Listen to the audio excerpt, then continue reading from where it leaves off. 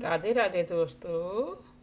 आइए आज भगवत गीता का 11वां अध्याय सुनते हैं। विश्व रूप दर्शन। अर्जुनोवाच। अर्जुन श्री कृष्ण भगवान जी से विनती करता है, हे प्रभु जी, तुम अपना गृह प्रताप श्रवण कराया है, सो आपकी कृपा से सुनने से मेरा मोह दूर हो गया है। संसार उपजमना और प्रलय होना मैंने विस्तार पूर्वक सुना है, सो हे नेत्रोकर ना देख सकेगा, इससे तुझको दिव्य नेत्र देता हूँ। 3 कर मेरा दिव्य ईश्वर योग देख संजय धृतराष्ट्र को कहता है, हे राजन, महायोगीश्वर के ईश्वर श्री कृष्ण भगवान जी, जिन्होंने यह वचन कहकर तत्काल ही अर्जुन को परम ईश्वर दिखाया, जिस रूप में अनेक ही मुख हैं और अनेक ही दिव्य नेत्र हैं, अनेक दिव्य अद्भुत दर्शन हैं, अनेक ही भूषण पहरे हैं, अनेक प्रकार के शस्त्र हैं, अनेक गलविखे माला दिव्य सुगंधता साथ लेपन किए हुए रूप सभी आश्चर्य हैं और अनंत सर्व ठोर में मुख जो आकाश विखे कहीं बार सहस्त्र सूरज प्रकाश का दिखावे, सो तिनके प्रहार से अधिक भगवान के विश्व रूप का प्रकाश हुआ है। तहाँ सारा जगत इकट्ठा ही अनेक प्रकार का दिव्य देवों के देव जो श्री विष्णु भगवान जी हैं, पांडव अर्जुन के देख कर रोम खड़े हुए हो गए, आश्चर्य हुआ, नमस्कार किया, दोनों हाथ जोड़कर कहता है, अर्जुनवाच, हे देवन के देव श्री कृष्ण भगवान जी, मैं तुम्हारी देह विखे अनंत रूप देखता हूँ, और जो तुम्हारी देह विखे दिव्य तर्पों को देखता हूँ, और जो तुम्हारा आद मध्य अंत नहीं देखता।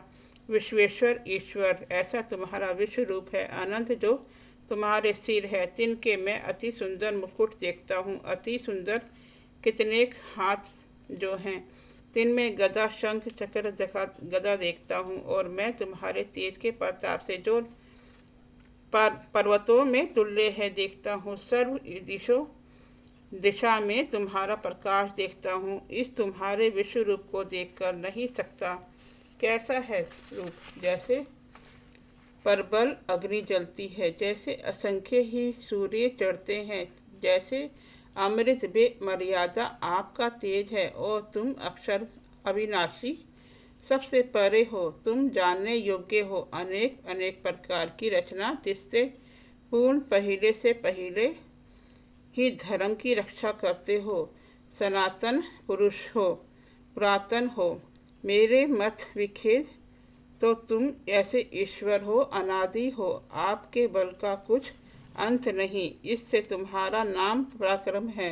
अनंत ही तुम्हारी भुजा हैं, अनंत ही नेत्र, अनंत ही मुख हैं, 3 मुखों में अग्नि जलती है देखता हूँ। तिस अपने तेज पर कर सारी विश्व को प्रकाश करते हो, और धरती आकाश में तुम्हारा एक ही रूप व्याप रहा है। इस तुम्हारे अद्भुत भयानक रूप को देखकर तीनों लोग डरते हैं, और कई कोट देवता तुम्हारे में प्रवेश करते देखता हूँ। कई कोट देवता तुम्हारे सामने हाथ जोड़कर कांपते हुए देखता हूँ, तुम्हारी स्तुति करते, और कई कोट ईश्वर तुम्हारे से डरते हुए आशीर्वाद करते हैं, और जो हे ईश्वर तुम्हारी जय हो, से तुम चिरंजीव हो। कई ऋषिश्वर सिद्ध तुम्हारी स्तुति करते हैं, कई पुष्प चढ़ाते हैं, कई पुष्पों की वर्षा करते हैं, और तुम्हारे इस रूप को देखकर जो कई लोग डरते हैं, तिनको कई मुनीश्वर कहते हैं, हे लोगों, तुम मत डरो, ईश्वर परम दयाल है, और रुद्र देखता है, और कई साथ देखता हूँ। ब्रह्मा, कई प्रजापति, कई पावन, कई कोट दैत्य, कई प्रकार की विश्व देखता हूँ, और कई इस तुम्हारे रूप को देखकर विस्मय होता हुआ देखता हूँ। कई नेत्र और कई बढ़िया भुजा बहुत ही तुम्हारे उर्ध्वल देखता हूँ।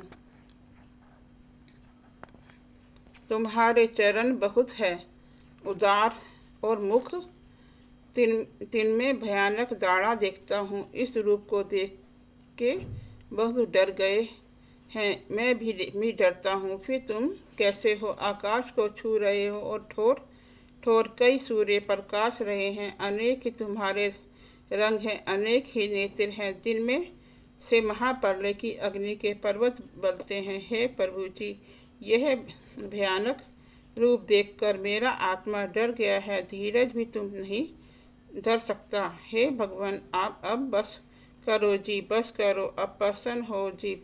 हे प्रभु जी, महाप्रलय की अग्नि समान तुम्हारे मुख में दाढ़ा देखता हूँ। अब मुझे दिशा भी भूल गई है। मैं जानना नहीं पूरब पश्चिम कहाँ है, शांति भी नहीं पाता हूँ। हे जगनिवास, हे जगत के आसार, अब बस करो, देखो तुम्हारा विश्व रूप, अब प्रसन्न हो। वो जो धृतराष्ट्र के पुत्र की सेना के जो योद्धा हैं राजे, इनमें मुख्य जो है भीष्म, द्रोणाचार्य और कर्ण, इनसे आदि जो है सभी सो अग्नि के पर्वतों जैसे तुम्हारे मुख में पड़ते देखता हूँ। महाभयानक जो तुम्हारे मुख दाढ़ा है, सो कितने एक जोड़ा के सिर उन दाढ़ों में लटकते देखता हूँ। फिर कैसे है जीव नदी के प्रवाह बहुत वेग के साथ समुद्र में आए पड़ते हैं, उसी भांत यह योद्धे तुम्हारे मुख में पड़ते देखता हूँ। जैसे प्रबल अग्नि जलती है, जिसमें बड़े उतावले उतावले पतंगे आए पड़ते हैं, तैसे ही बड़े वेग के साथ योद्धा पड़ते हैं, और जो तिनको खांसों से निकलते जाते हो। महाअग्नि साथ भरे हुए तुम्हारे मुख जो हैं, तीन मुखों का संसार को तपावते हो, और तुम्हारे तेज का सारी विश्व भर रही है। हे श्री कृष्ण जी, मैं तुम्हारा मुख देखता हूँ। तुम एक ही भयानक रूप धारण करके सारी विश्व को भर रहे हो। हे देवों के देव जी, तुमको मेरा नमस्कार है। बस जी बस, अब प्रसन्न हो जी। जो तुम्हारा आदि अंत में पाया चाहता था, सो नहीं पा सकता। तुम्हारा आदि अंत होवे तो पाइए, आप वे अंत हो। अर्जुन के वचन सुनकर श्री भगवान जी बोले। श्री भगवान वाच, हे अर्जुन, इस समय इन लोगों का फल रूप मैं ही हूँ। ये मैंने बड़ा रूप धार्य है। इन लोगों के नाश के निर्मित यह जो दुर्योधन की सेना के योद्धा हैं, जो मुख्य मुख्य देखते हैं, सो तुझ एक बिना यह सभी नहीं होंगे। इनको ग्रास कर लूँगा। इस कारण से हे अर्जुन, उठ खड़ा हो, यश ले। इन सब शत्रुओं को जीतकर बड़े धर्म के साथ धरती का राज कर दाएं बाएं हाथ से शत्रुओं को मार। यह सभी योद्धा मैंने मारे रखे हैं। तू तो केवल निर्मित मात्र ही है। लोग कहें कि यह सभी योद्धा अर्जुन ने मारे, यह योद्धा कैसे हैं? इनके जिनसे तूने शस्त्र विद्या सीखी है, जो बाण की चोट से चूकते नहीं, बाणों से भी मारे हैं, श्राप कर भी मारे हैं। ऐसे तो द्रोण है, और भीष्म कैसा, जिसको पिता शांतनु का वर है कि हे पुत्र, जब तेरी इच्छा होगी तभी तू मरेगा। जयद्रथ कैसा है, जिसका पिता तप करता है कुरुक्षेत्र के मंडल में, जहाँ परशुराम के कुंड हैं, सो कैसे कुंड हैं, जब 21 बार परशुराम ने पृथ्वी ने क्षत्र करी थी। 3 क्षत्रियों के रुधिर 7 कुंड भरे हैं। 3 कुंडों पर जयद्रथ का पिता तप करता है। यह वांछा करता है कि जो कोई मेरे पुत्र का सिर काटे, उसका भी सिर भूमि पर गिर पड़े। और कारण जो यह है, सूर्य का अवतार इसमें आदि, और जो योद्धा हैं, यह जो तेरे से मरने नहीं, यह मैंने पहले ही मार रखे हैं। मेरे मारे हुए को तू मार और डर मत। संजय राजा धृतराष्ट्र को कहे हैं, हे राजा जी, किरीटी जो अर्जुन मुकुट साथ जन्मया है, जिससे अर्जुन का नाम किरीटी, सो भगवान के वचन सुनकर दोनों हाथ जोड़कर भयभीत होकर श्री कृष्ण भगवान के चरणों पर गिर पड़ा और प्रसन्न होकर बोला।